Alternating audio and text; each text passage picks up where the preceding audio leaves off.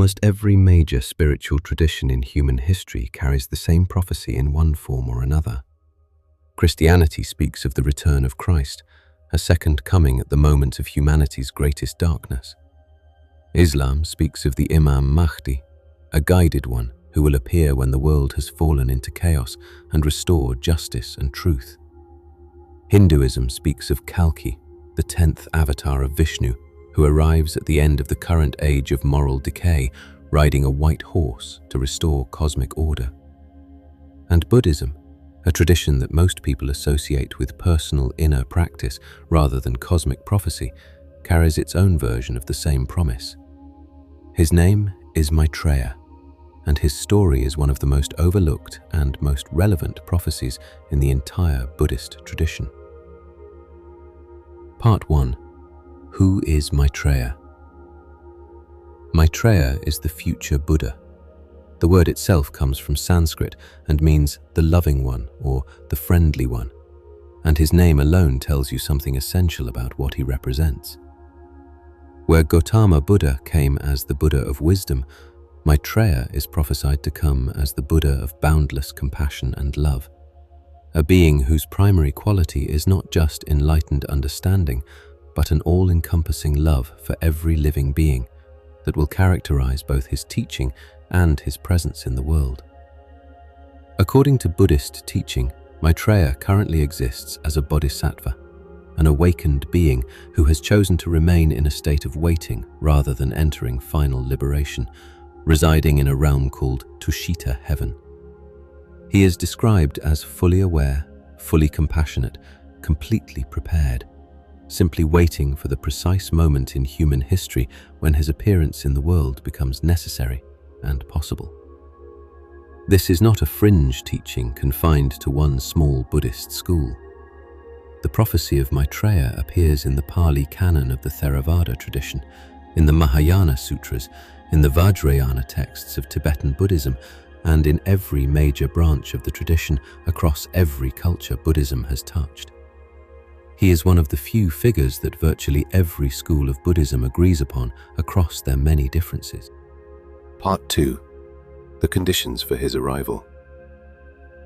The Buddhist prophecy about Maitreya is specific about the conditions that will precede and surround his arrival, and reading those conditions in 2026 produces a particular quality of recognition that is difficult to dismiss. The prophecy describes a period preceding Maitreya's arrival in which the teachings of Gautama Buddha have been largely forgotten or distorted beyond recognition.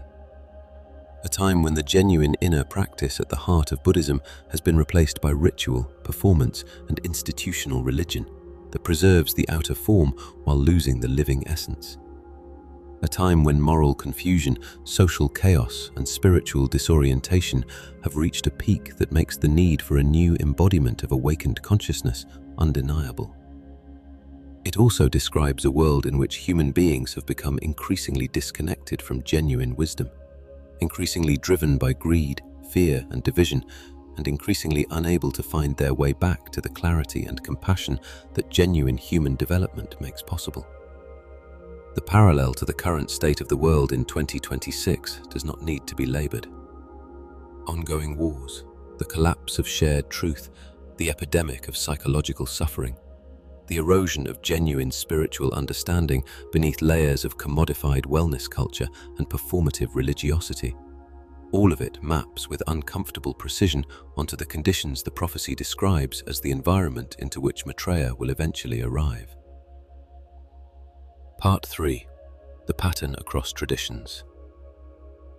What is most significant about the Maitreya prophecy is not the specific details of any single tradition's account, but the pattern it shares with every other messianic prophecy across every other major spiritual tradition. Every tradition that has ever taken human consciousness seriously has arrived at the same recognition: that there are moments in human history when the accumulated weight of collective unconsciousness, suffering, and spiritual forgetting reaches a threshold that calls forth a new embodiment of the highest possible human development.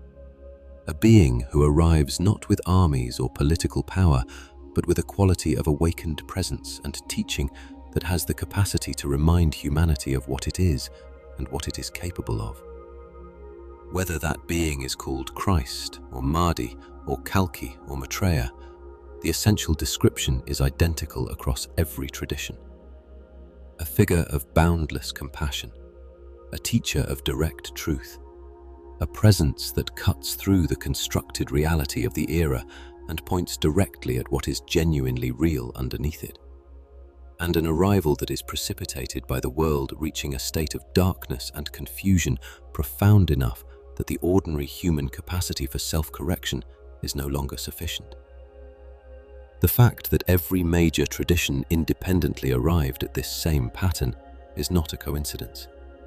It is pointing at something about the nature of human history and human consciousness that goes deeper than any single religion or culture.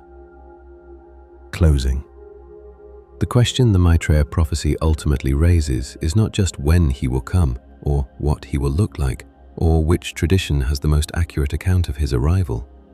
The question it raises for every person alive right now, in a world that maps so precisely onto the conditions the prophecy describes, is a more personal and more uncomfortable one. What role are you playing in the world that this prophecy says a Buddha will need to arrive in? Are you part of the conditions that make his arrival necessary?